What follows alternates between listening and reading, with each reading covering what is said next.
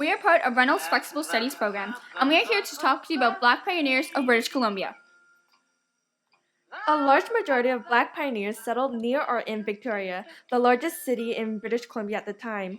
The first 35 Black immigrants to arrive in British Columbia arrived Sunday, April 25, 1858, and they boarded a steamboat called the Commodore from San Francisco. The Black immigrants hoped to escape discrimination against the Blacks, which was rampant in California.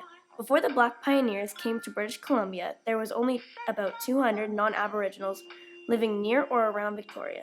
The Blacks formed an importance in diversity in population. Around 10 years after the Black pioneers arrived, there was a huge increase in population. It had risen to approximately 2,173, which was a lot of people back then.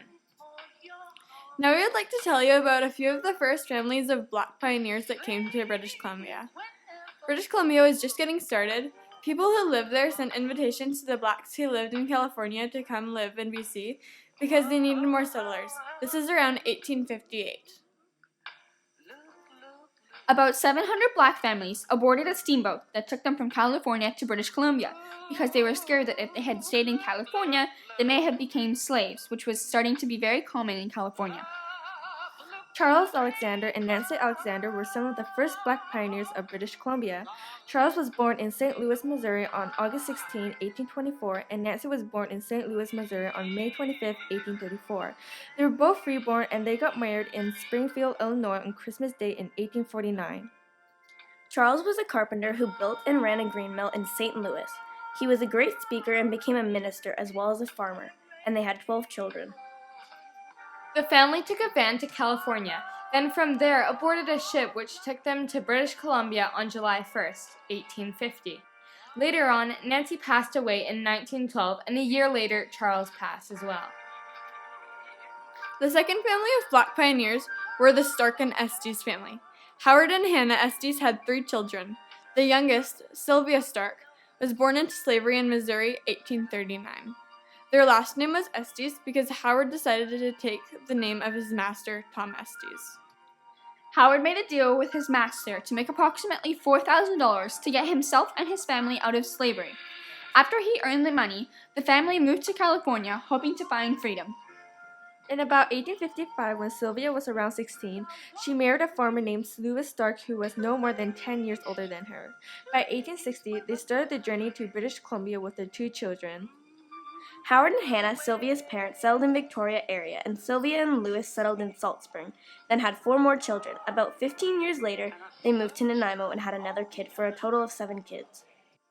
However, Sylvia missed Salt Spring, so she moved back, and Lewis stayed in Nanaimo with her youngest child. Sylvia lived in Salt Spring the rest of her life and passed away there in 1944 at the age of 104, and she was buried beside her father, Howard. The next Black pioneer is Rosemary Brown. Rosemary was born in Kingston, Jamaica on June 17, 1930, and died April 26, 2003 in Vancouver, BC. She aged to be 72 years old. On August 10, 1950, she moved to Canada to attend McGill University in Montreal. She served as a member of the Legislative Assembly in BC from 1972 to 1986. She was the first Black woman politician to be elected. After her career ended as a politician, she became a professor of women's studies at Simon Fraser University. She was a powerful spokesperson for women's rights. She was appointed from the Ontario Human Rights Commission to be Chief Commissioner until 1996. The year before Rosemary was awarded the Order of British Columbia in 1996, she was named an Officer of Order of Canada. She was also sworn to the Queen's Privy Council for Canada as a member of the Canadian Security Intelligence Review Committee. This occurred from 1993 till 1998. On April 26, 2003, Rosemary Brown died of a heart attack in Vancouver, BC. And this concludes our podcast about Black pioneers in British Columbia. We hope you all enjoyed learning and listening to the information we provided. We would also like to thank Karen Hoschel for a lot of the information in this podcast.